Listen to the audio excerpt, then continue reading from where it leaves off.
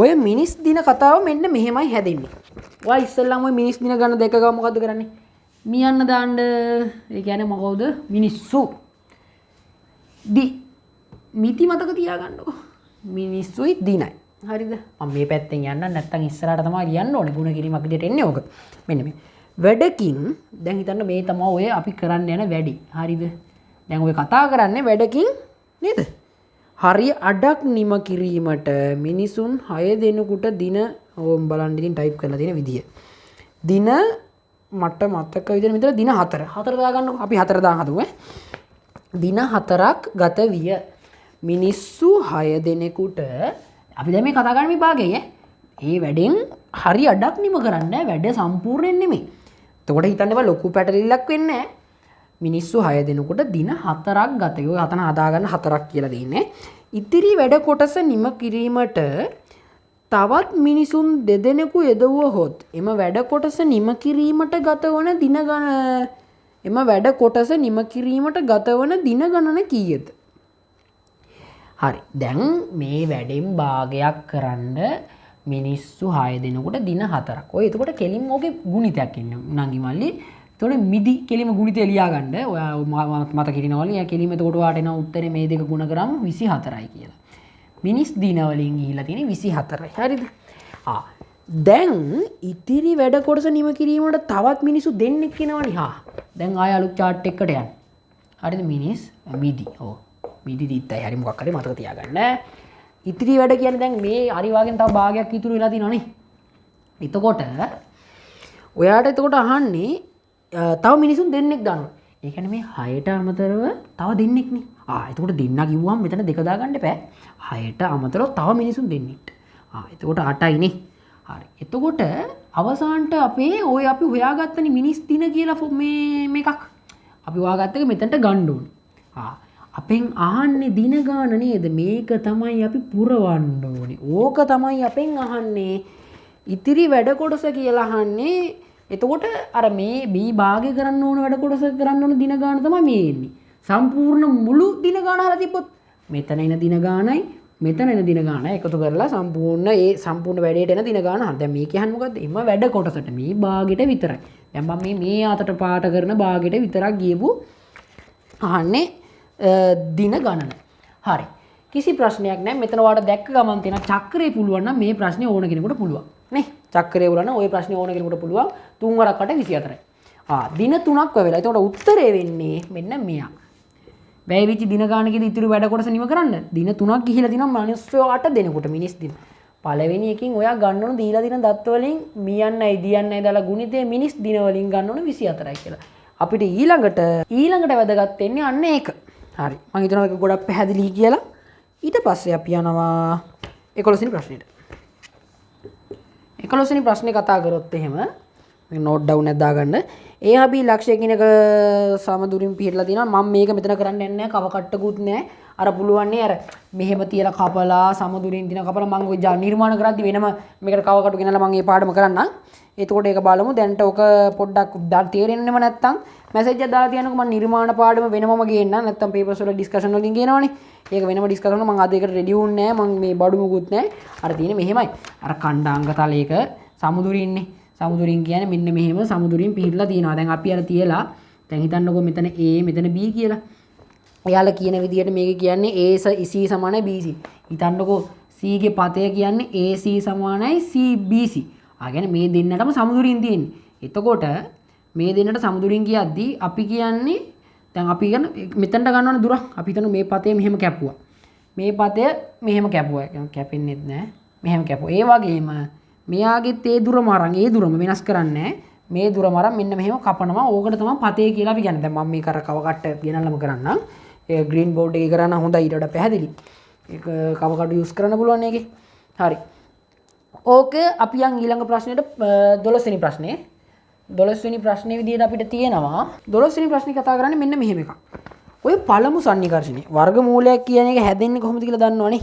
අර සාමාන්‍යයෙන් අර 4 වර්ගමූලය කියන්නේ මොකද්ද? 4 වර්ගමූලය සමාන සාධක දෙකක ගුණිතයක්නේ.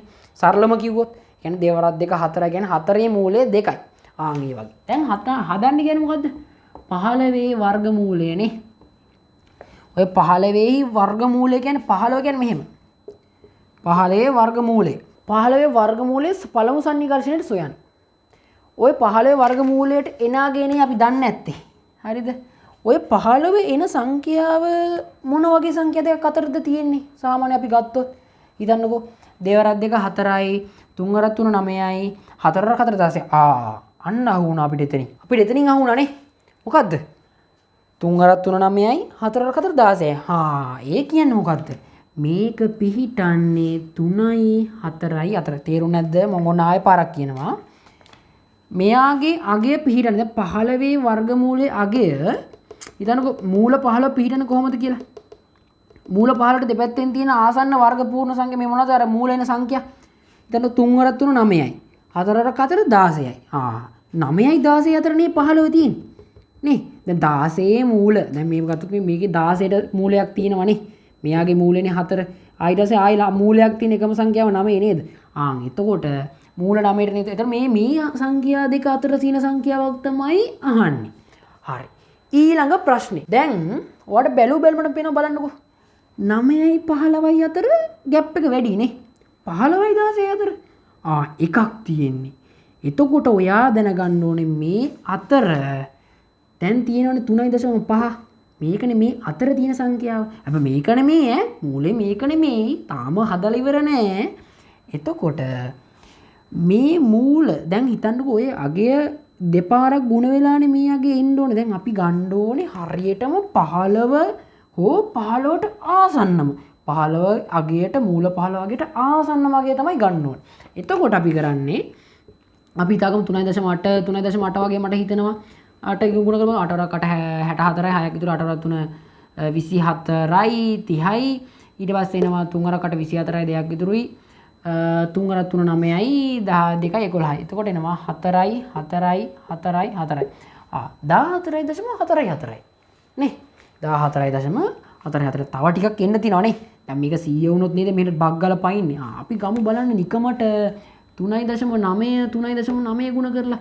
ඔයාට සාමාන්‍ය මේක ටිකක් කරා යද්දී වැඩේ ගාන්ට අහු වෙනවා. එතකොට ඔයා මෙහෙම දෙපාරක් හදන්නේ. මම මේ ඔයාලට ඉඳ මට දන්නවා මේක තමයි උත්තරේ කියලා. මාගින් එක බලලා නෙමෙයි.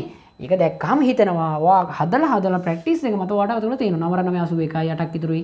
9 වරක් 3 27යි 27යි 3යි 30යි 35යි ඊට පස්සේ නා 3 වරක් 9 27යි 2ක් ඉතුරු 3 වරක් 3 9යි 2යි 11යි. එතකොට එනවා 1යි 7යි 5යි 12යි එකතු මෙතන 4යි 4යි 1යි 5යි 1යි. දැන් බලන්න මෙතන පොඩි ප්‍රශ්නයක් තියෙනවා. එතකොට දැන් ඔයාලට හිතන්නකෝ මේ අගයන් දෙක අතර දෝලනයක් වෙනවනේ. මේක 15ට අඩුයි මේක 15ට වැඩි. 15ට වැඩි ඉලක්කමේ 21ක් නේ අගේ තියෙන්නේ නේ. එතකොට බලන්න 44ට ගත්තොත් එහෙම මෙතනට 6ක් එන්න ඕනේ 100 වෙන්න. මෙතන එකක් ගියාම 5යි. 5යි කියන්නේ මෙතනට ඕනේ තව 5ක්. දැන් මේ මෙතන ગેප් එක 56යි ඈ. මේ හොඳට මතක තියාගන්න. අපි මේකෙදි අපි ගන්න යන්නේ එතනයි ප්‍රශ්නය තියෙන. අපි ගන්න ආසන්නම අගය. අපිට මෙතන දිනනවා 56යි කියලා අගයක්. මෙන්න මේ අගය අපිට මෙතනදී වැඩි අගය. දැන් මේකෙන් හිතන්නකෝ 21ද කුඩා 56 කුඩා 21ද කුඩා 56ද මේකේ 21 නේ කුඩාම විශාල මෙයානේ. අපි උතර ආසන්න වගේට මොකද්ද ගන්නෙ? 3.9 මෙයා තමයි උත්තරය උකට. පළමු සන්නිකර්ෂණ හොයන්නේ කොහොම ඉස්සෙල්ලා මෙන්න මේ ටයිප් එකට වාගෙන යන්න. ඊළඟට තියෙනවානේ මේ සුළු කරන්න කියලා අයියෝ සරල සිම්පල් භාග ගණනක්. හරය සමාන කරගන්න බැරි නම් භාග කරන්න බෑ. එච්චරයි පුළුවන් වෙන්න ඕනේ. හරය සමාන කරගන්න ඕනේ. දැන් මේක එකතුවක්නේ. මේක හරය සමාන කරගන්න කියන්නේ මේ පොදු හරයක් විතර අපි 3x නේ ගන්න ඕනේ. ඕකේ කූපෝ ගුහලා ගන්නත් පුළුවන් ඈ. එහෙම හොයන්න ඕනේ. කෙලිම මේක 3ෙන් ගුණ කරන්න ඕනේ නේ. 3x වෙන්න. ඒතකොට අපි හරය විතරක්ද ගුණ කරන්නේ නෑ. ලවයක් ගුණ කරන්න ඕනේ 3ෙන් ගුණ කරන්න. එතකොට 3 ගන්න 2යි. එතකොට එනවා 5 බෙදීම 3x. ඔන්න ඕක තමයි උත්තරේ.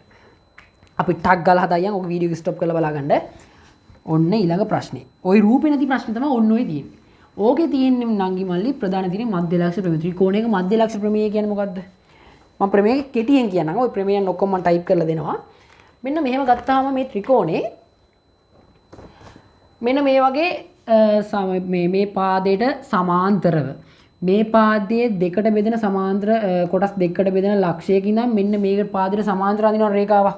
ඔන්න ওই රේඛාවේ අර ඕකේ තියෙනවා මධ්‍ය ලක්ෂ ප්‍රමේය විලෝමය කියලා. හරිද? එතකොට ওই දෙකම දැනගන්න ඕන විලෝමය කියන්නේ ඕක අනිත් පැත්තට අපි ආපස්සට කරන් ඇවිල්ලා ඒක සාධනය කරන එක. ප්‍රමේය කියන්නේ ඕක.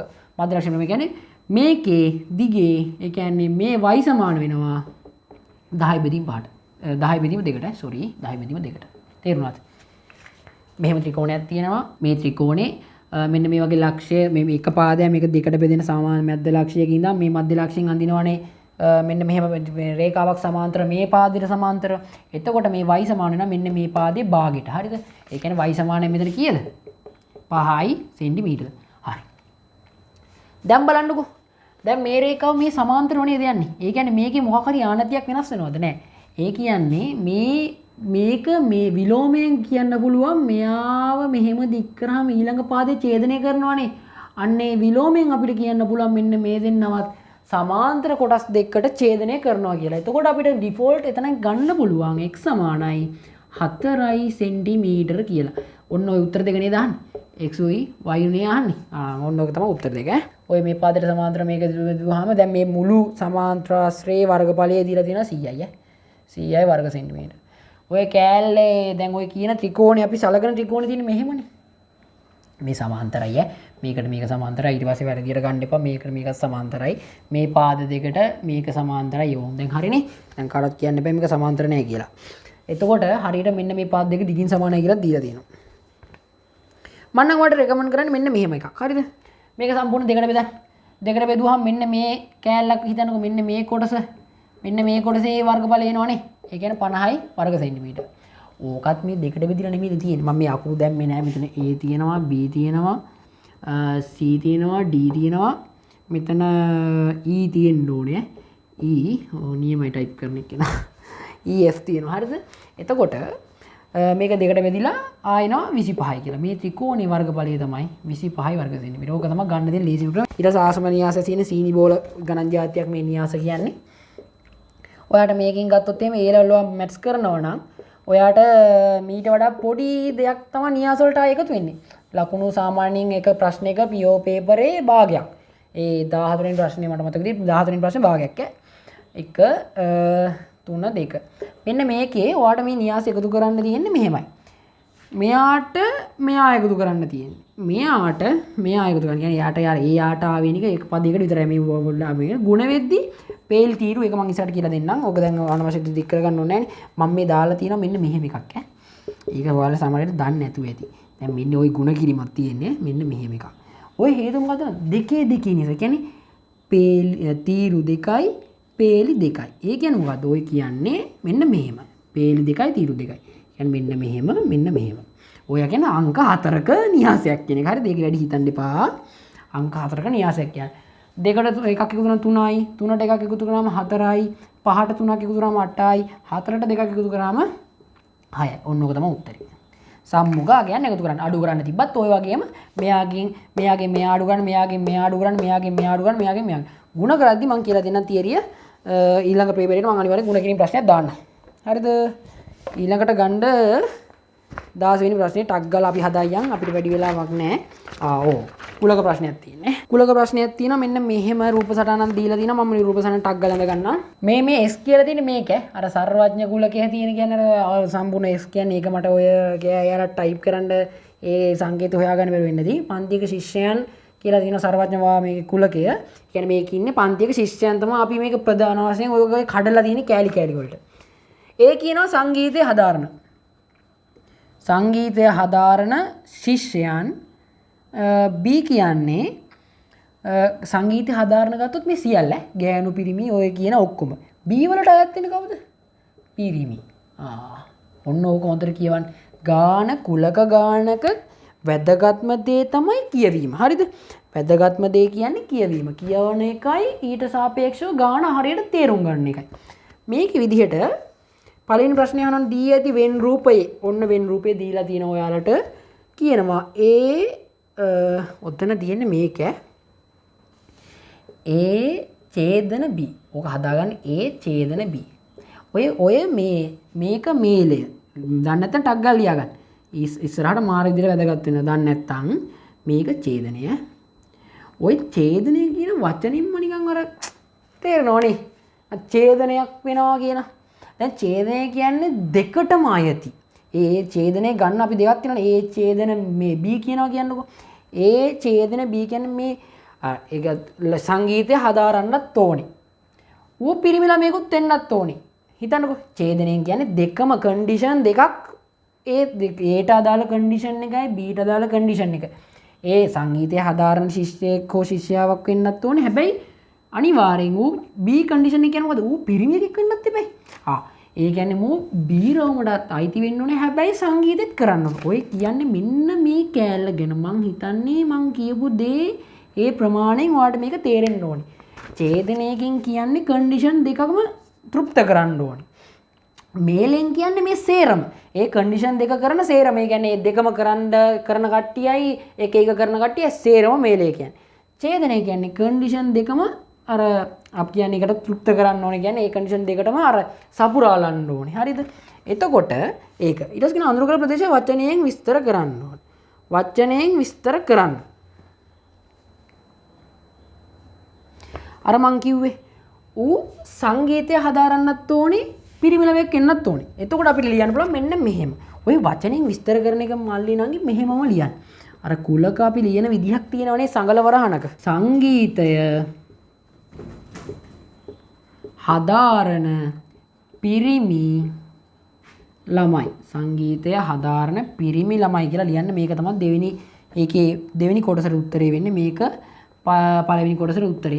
ඔය තියෙන්නේ පළවෙනි පාඩ කරලා ඒක. ටක් ගාලා දාගන්න. ඊට පස්සේ තියෙනවා ටිකක් ඔය ගොඩක් කට්ටිය අමාරු කියන හැබැයි ආස කට්ටිය මාස ගාණක් වෘතයක් තියෙනවා. දැන් ඔයාට මෙතන ගත්තොත් ඔයා හිතන්නකෝ මේක දීලා තියෙන මෙතන ඔයාට දීලා තියෙන 35යි කියලා. මම දැන් ඔයාට තියරි ටික කියලා දෙන්න එපා. මෙතන දැන් තියරි ගොඩක් දන්න දේ ළමයි ඉන්නවනේ.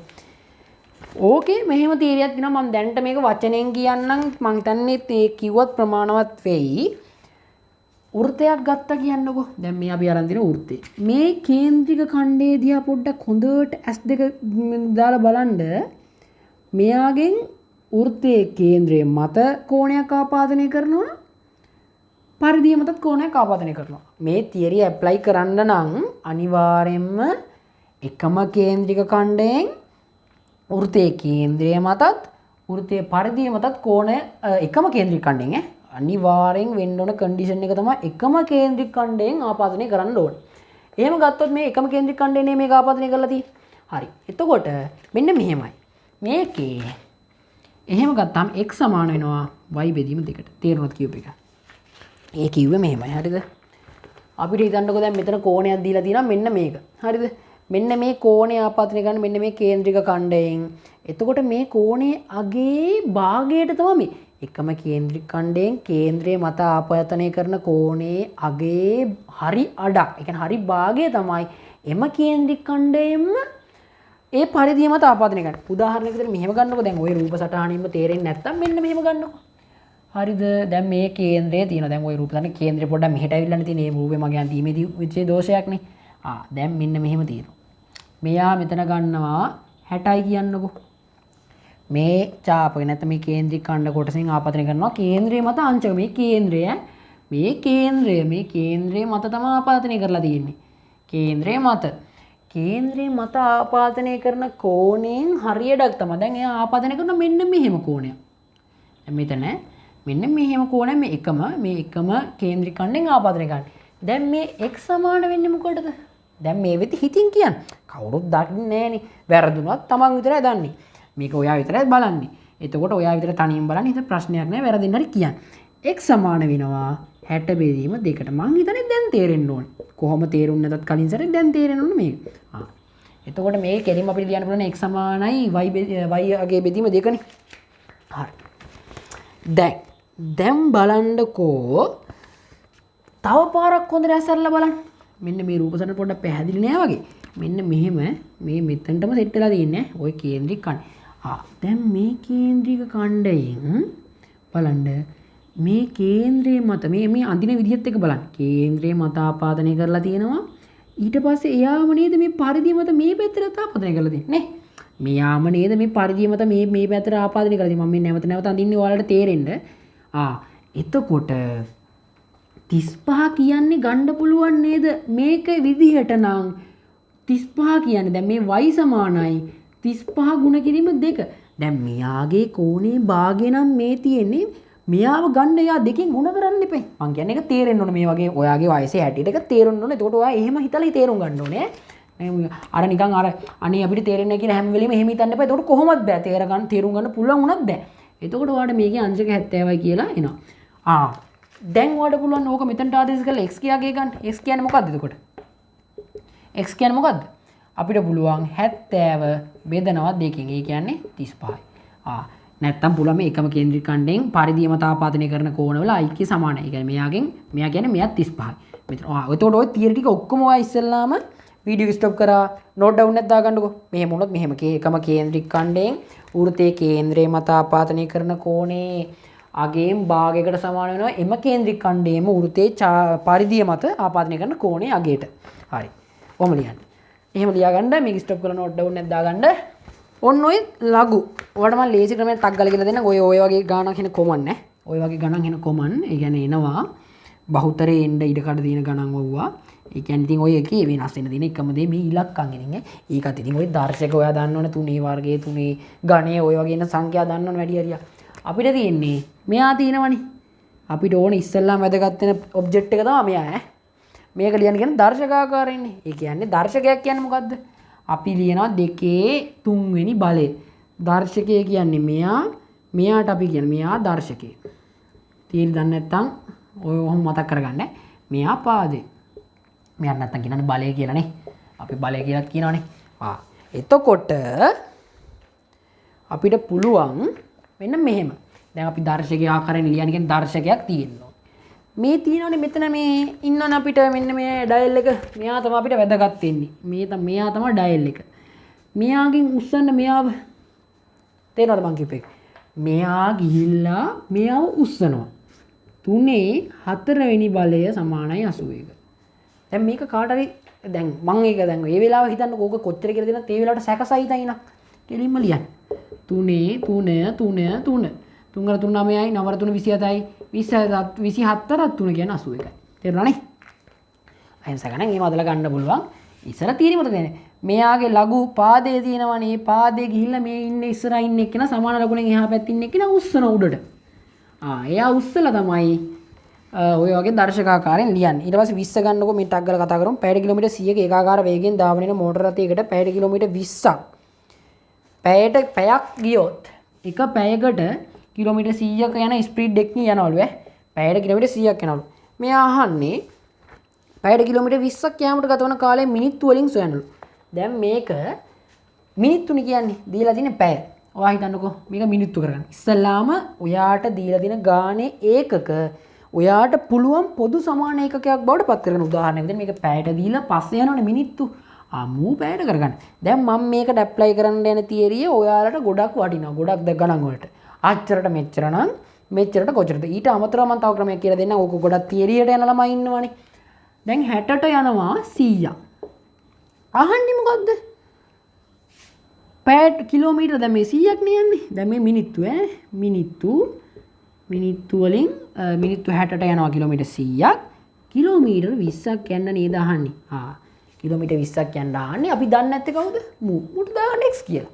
හරිම ලේසි. ගත්තා. මෙන්න මේ ඊතල හරහා කියලා ගුණ කරන්න. 60න් දෙයක් කියලා කියද මේක මොනවා? 1200. ගුණ කරන්න තේ සරලම ක්‍රමය මොකද්ද? බිංදු දෙකක් තියෙනවා. බිංදු දෙක දාගන්න දෙවරක් අය 12යි. ගුණ කිරීමද විතරයි. එතකොට මෙතනින් එනවා 100යි x. මේක සමාන වෙනවා 100යි x ට. කපන්න. එතකොට x සමාන වෙනවා මිනිත්තු වලින්ම දැන් මේ උත්තරේ එන්නේ. අපිට පස්සේ ඒකක පරිවර්තනයක් නැහැ. අපි පරිවර්තනය කරලා මේ තියරියට ඇප්ලයි කරේ. මිනිත්තු වලින් අපිට 12ක් කියන ඔන්නෝම තමයි ගන්න හදන්නේ. ඔය අහන්නේ පයිතගරස් අයියා ගැන තමයි. පයිතගරස් ප්‍රමේය ගැන තමයි ඔය අහන්නේ. දැක්කම තේරෙන්න ඕනේ. ඔහොම දීලා නිකන් අර ඔයා AD මෙච්චරයි නම් BC කොහොමද කියලා කවදාවත් අහන්නේ නැහැ. ගාන කියවන්න ඕනෙත් නැහැ. ඒ උනට කියවන්න මං කියන්නේ මේ නිකන් මං කියන්නේ එහෙම පුරුදු වෙන්න. ABCD. හරිද? ABCD තියෙනවා. මෙතන ගත්තොත් එහෙම ABCD. හරිද? මම මේ වීඩියෝ ක්ලිප් එක 4ට විතර කඩලා දාන්න මොනවද 2ට විතර ABCD. එතකොට AB දීලා තියෙනවා 15යි කියලා. මෙයා දීලා තියෙනවා 15යි සෙන්ටිමීටර. BC දීලා තියෙනවා 8යි සෙන්ටිමීටර. 8යි සෙන්ටිමීටර. ඊට පස්සේ කියනවා AC දිග සොයන්න ඕනේ. AC කියන්නේ මෙන්න මෙහා. හරිද? ඔය කහන්නේ මොකක්ද දන්නවද?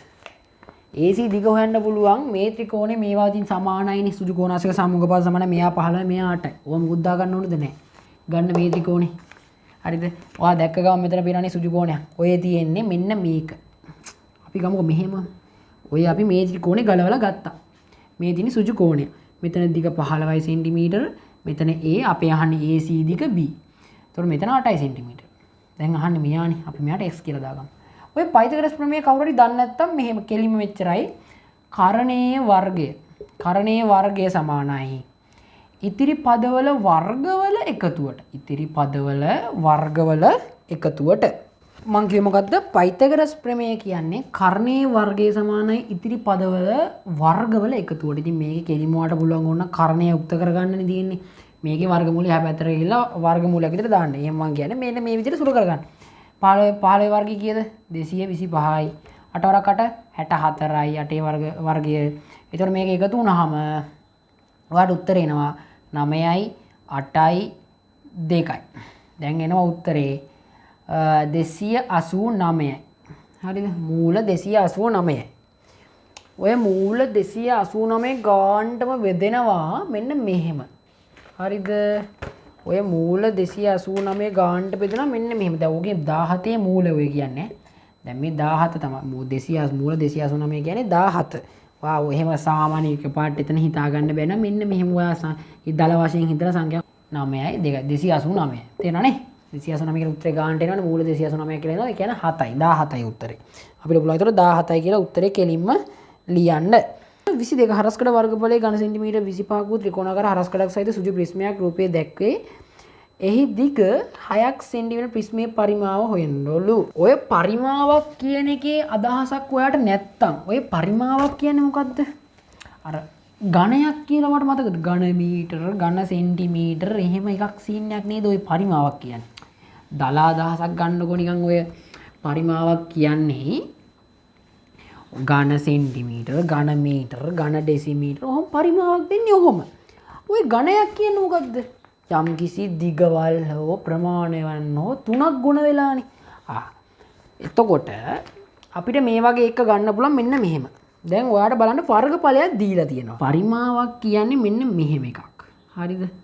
දැන් මේ කොටසේ වර්ගඵලය දීලා තියෙනවා 25යි කියලා. හරිද? 25යි වර්ග සෙන්ටිමීටර කියලා. පරිමාව ගන්න පුළුවන් කියන්නේ අර ඒකෙන් කවර් වෙන ප්‍රමාණයනේ. ඒ කියන්නේ ඒකෙන් ආවරණය වෙන ප්‍රදේශෙන් අපි පරිමාවක් කියන්නේ නැත්නම් හිතන්නකෝ භාජනයක් තියෙනවා. අපි ඔකට වතුර පුරවනවා.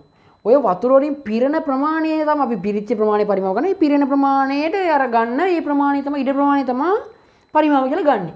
බලන්න මේකේ පරිමාව ගන්න ලේසි. දැන් මෙයාලා ලේසි විදිහට හරස්කඩ වර්ගඵලයක දීලා තියෙනවා. දැන් මේ වර්ගඵලය දිග දීලා තියෙනවා කිව්ත් 6 සෙන්ටිමීටර. ඒ කියන්නේ මෙතන දිග 6යි සෙන්ටිමීටර රූප සටහනෙන් මම දීලා තියෙනවා. හරිද? ඔය පරිමාව දැන් හිතන්නකෝ මෙහෙම ත්‍රිකෝණයක් තියෙනවා. මේ ත්‍රිකෝණේ ඔහොම ගියා කියන්නේ නිකම් අර ඝන වස්තුවේ සම්පූර්ණ හැඩය ඇදෙනවනේ ප්‍රිස්මේ. ප්‍රිස්මේ හැඩය හිතන්නකෝ. දැන් හරස්කඩ වර්ගඵලය තියෙන කොටසක් තියෙනවා. දැන් මෙන්න මෙහෙම මේ හරස්කඩ වර්ගඵලය තියෙන්නේ. මේ දීලා මේකේ වර්ගඵලය වලට දීලා තියෙනවා. ඉස්සරහට මේ වගේ දිගක් මෙහෙට ගන්නවා කියන්නේ ඒක සම්පූර්ණ ඔටෝම ඝන වස්තුවක් වෙලානේ. අන්න එහෙම හිතන්න. ඒතකොට දිගවල් 3ක් කියන එකෙන් පරිමාව කියන එක ගන්න පුළුවන්. හරිද? ඊට පස්සේ මේකේ ඔයාලට කෙලින්ම මේකේ පරිමාව අහන ප්‍රිස්මේ ඔයාලට පුළුවන් මේකේ 25 6 කියලා අරකට ඔළුවේ තියාගෙන දිගවල් 3ක් ගුණ වෙන්න ඕනේ පරිමාවක් නම් කොහෙන් හරි. එතකොට ඔයාලට පුළුවන් 4යි. එතකොට 150යි ඝන සෙන්ටිමීටර කියලා එනවා. මේකස් ඝන සෙන්ටිමීටර. එතකොට ඝන සෙන්ටිමීටර ඉන්නේ. 4ක් 25 4ක් කියන්නේ 100යි. තව දෙකක් නිතර කියන්නේ 150යි 150යි. ඊට පස්සේ x ධන y සමාන 9යි 2යි x ධන y ධන x ධන y සමීකරණේ විසඳීමෙන් තොරව ලබා ගන්න. හරි. දැන් මෙතන ඔයාලට කියලා තියෙනවා විසඳීමෙන් තොරව ගන්න කියලා. දැන් විසඳීමෙන් තොරව ගන්න කිව්වම ඔයාලට ගන්න බැරි නම් ඔයා හිතන්නකෝ. ඔයාලට මේක විසඳීමෙන් තොරව ගන්න බෑ. මට මේක විසඳන්න ඕනේ. දැන් මෙයාලා කියලා දෙනවා විසඳ. කටුකොලයක් ගත්ත විසඳුවා. ඒක ඉතින් එහෙම ප්‍රශ්නයක් නෑ. මෙතන විසඳන්න එපා. විසඳීමෙන් තොරව ගන්න කියලා දෙනවා නම් විසඳන්න එපා. දීලා තියෙන සමීකරණ මොනවාද? x ධන y සමානයි 9යි 2යි x ධන y සමානයි 6යි. හරිද? ඒතර x ධන y කියාගයක් නේ අහන්නේ. x ධන y ගේ අගයක් අහන්නේ. x ධන y ගේ අගයක් අහන්න විදියක් නැහැ. පොඩ්ඩක් මේකේ මොකක් හරි ප්‍රශ්නයක් තියෙනවා. මම බලලා කියන්නම්. පොඩි printing mistake එකක් තියෙනවා මේකේ මල්ලි නංගිලා හදාගන්න. මෙන්න මේ x ධන 2y x ධන 2y ඊට පස්සේ තියෙන්නේ 2x ධන y ඔන්න ඕක තමයි අපි හදන්න ඕනේ. ඕකේ අපිට කරන්න පුළුවන් ඕනේ. ඕක නේද ගාන? x ධන 2y මම මේක හොය එතනින් ඉඳන් දාලා හදුවේ ඔයාලට. එතකොට සාමාන්‍ය තියරි ටිකක් අහුවෙන්න සමීකරණ දෙයක් විසඳන්න පුළුවන් පද මොනවද? දැන් සාමාන්‍යයෙන් අපි සමගාමී සමීකරණ දෙයක් විසඳන්නේ කොහොමද?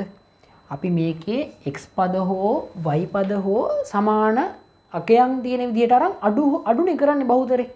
අඩු කරනවා ඍණ තිබ්බොත් කැපිලා යන්න එකතු කරනවා. ඕකනේ අපේ තියරිය. හැබැයි මෙතන කියනවා නම් එයාලා විසඳීමකින් තොරව ගන්න කියලා. ඒ කියන්නේ ඔය කියන මෙතඩ් එක නෑ. හිතන්නකෝ දැන් අපි ඔය අඩු කරලා හරය එක අගයක් සමාන කරලා ඔය මෙතඩ් එක නෑ. එතකොට අපි හිතන්න ඕනේ ඊට බාහිරින්. දැන් මෙයාලා මෙතන හදපු විදියක් බලාපොරොත්තු වෙනවා කියන්නේ අර සාමාන්‍ය කෙටි විදියක් මොකක් හරි බලාපොරොත්තු වෙන කෙලිම බග්ගල උත්තරේ නෙමෙයිනේ. මෙහෙම එකතු කරන්න බලන්න. නිකමට මොකක්ද ඔය දැන් ඔය වගේ සාමාන්‍ය විසඳීමෙන් තොරව ගියද්දී එන්නේ බහුතරේ ඔය ගන්න තමයි. නිකන් එකතු කරලා බලන්න මොකක්ද දෙන්නේ? 9 6යි 15යි. මෙතන 2යි y 3යි y. x එකයි 2යි x එකයි කියන්නේ 3යි x. දැන් මේ එකම සංගුණකනේ තියෙන්නේ. තුනෙන් බෙදා යන්න බලන්න. නිකන් 3 අර 5 15යි. x ධන y කීයද? 5යි. තේරෙනවනේ? ඔහොම විසඳීමෙන් තොරව කියලා තිබ්බ පොඩ්ඩක් ඔය වගේ හිතන්න. එක්ක අඩු කරාම නැත්නම් එකතු කරාම සමාන සංගුණකෙන වෙති. එතකොට බෙදලා තමයි අනිවාර්යෙන් මේ උත්තරේ එන්නේ. ඔහොම හිතලා ගන්න පුළුවන්. ටක් ගාලා අපි යන් දැන්ට වෙලා කියලා තව ගණන් දෙකයි තියෙන්නේ. 24. 24 වෙනි ගාණෙන් කියන්නේ දැන් මම මේක ගොඩක් තීරි කතා කරන්නේ. එතකොට ඊළඟ එකේ ඔච්චර තීරි කතා කරන්නේ නැහැ. 24 වෙනි ගාණ කියනවා මෙන්න මෙහෙම එකක්. හරිද?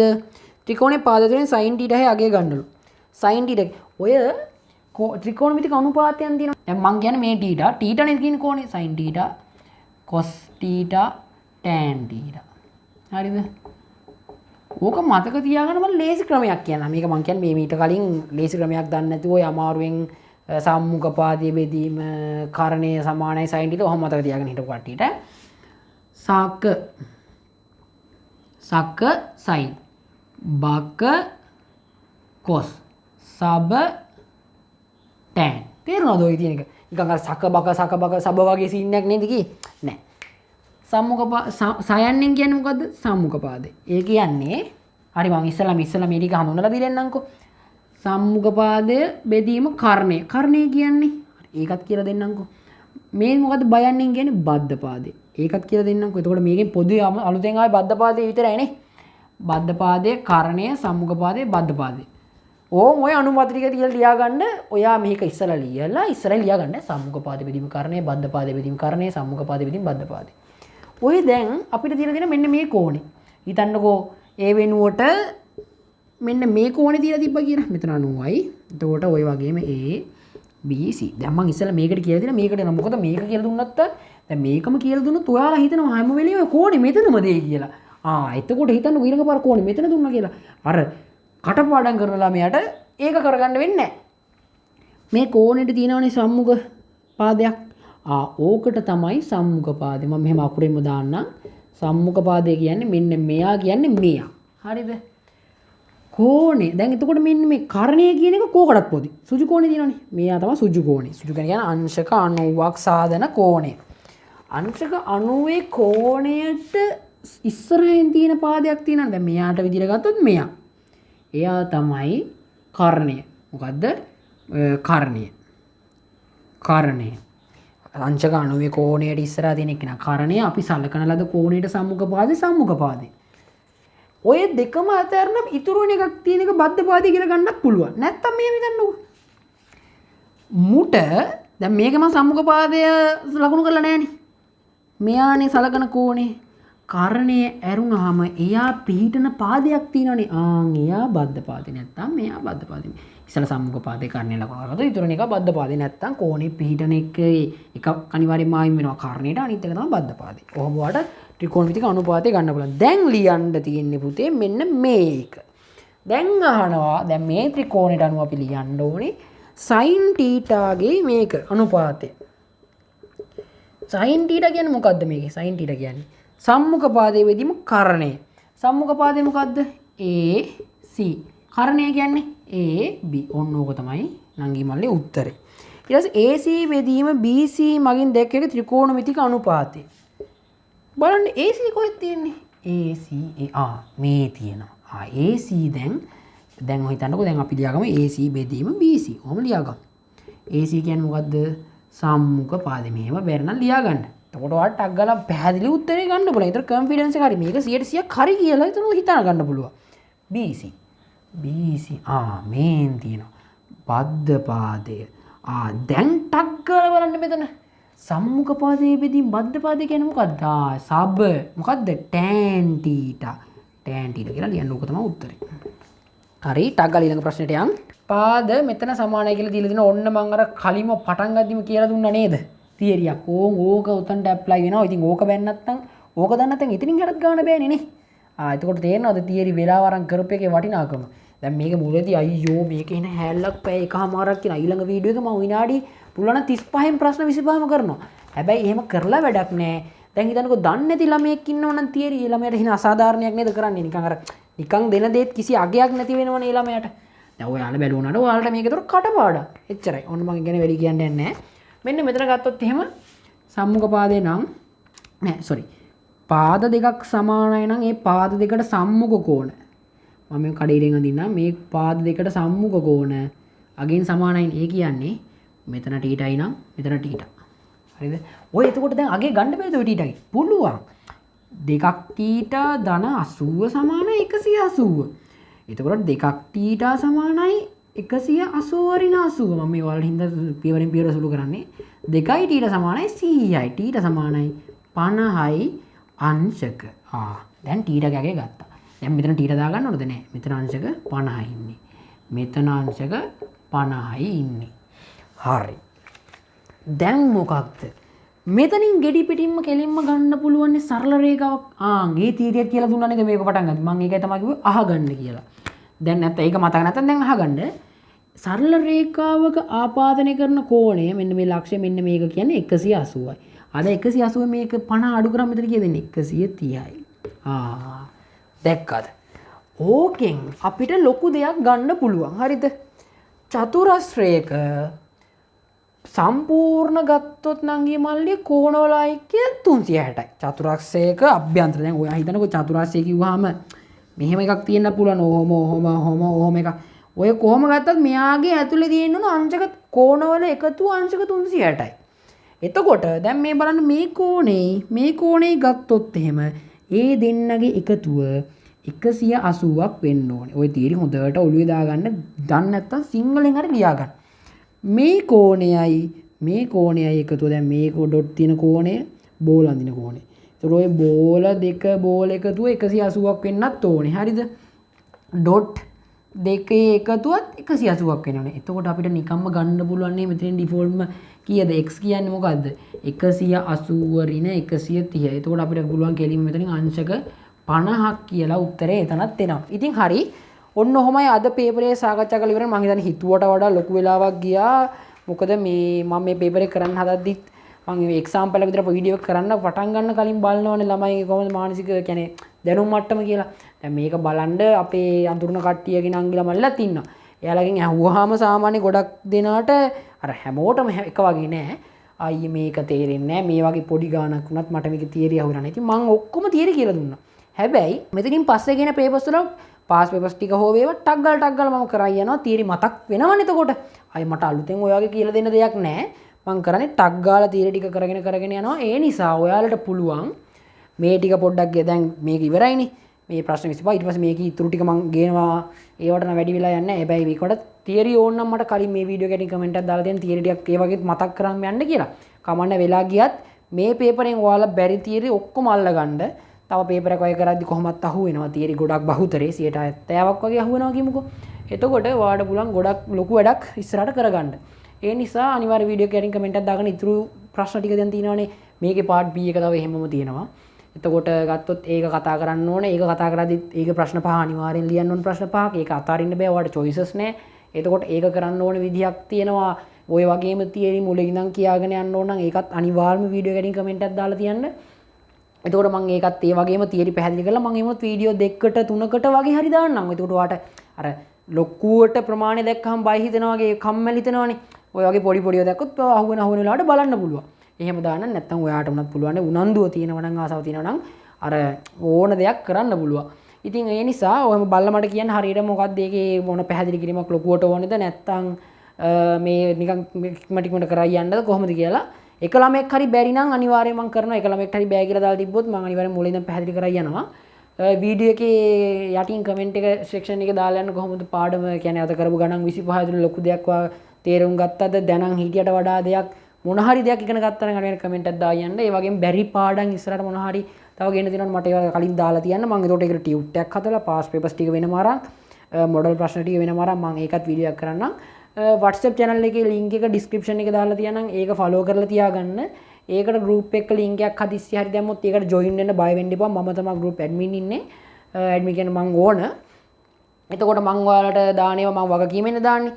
ඒවට join වෙන්න මම ඒතකොට papers මම හදන papers මගේ යාළුවෝ දැන් exam වලට seminar කරද්දී එයාලා කරපු seminar වල papers ටිකත් මම අරන් දෙන්නම්. ඉතින් මොන හරි කරලා ඔයාට පුළුවන් තරම් ඔයාගේ දැනුම මේ upgrade කරගන්න, වර්ධනය කරගන්න, upgrade කරලා වර්ධනය කරගෙන හොඳ ලකුණකට යන්න. මැත්ස් කියන සබ්ජෙක්ට් එකට ඒකක් කියන්නේ සුපිරි. ඒක ඔයාට තේරෙයි ඒ ලෙවල් කරද්දී උනත්. රිසල්ට් ෂීට් එකක් කියන එක කොහොමත් නංගි මල්ලි අරන් යන්න ඕනේ. තමන් යන IMAC මොකක් හරි එකක් ජොබ් එකට ඉන්ටර්විව් එකක් දුණත් ඒක බලනවනේ. සාමාන්‍ය රජයේ ජොබ් එකට අනිවාර්යෙන් බලනවා. ඕලෝ රිසල්ට් එක බලනවා. ඒලෝ රිසල්ට් එක බලනවා. ඉතින් මුලදීම ඔයාගේ ඕලෝ රිසල්ට් එක කැත කරගන්න එක හරි නෑනේ ඇත්තම කතාව. ඕලෝ රිසල්ට් එකේ හොඳ රිසල්ට් එකක් තියෙනවා. හිතන්න ඕලෝ රිසල්ට් එකේ ටිකක් අර ඒ C පාස් B පාස් වගේ B පාස් උත් හොඳයි.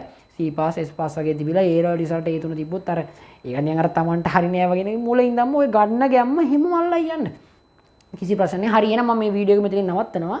අර කිව්ව ටික මතක තියාගන්න. මේ ටික ආයෙ පොඩ්ඩක් බලන්න. එහෙනම් ආයිබෝවන්.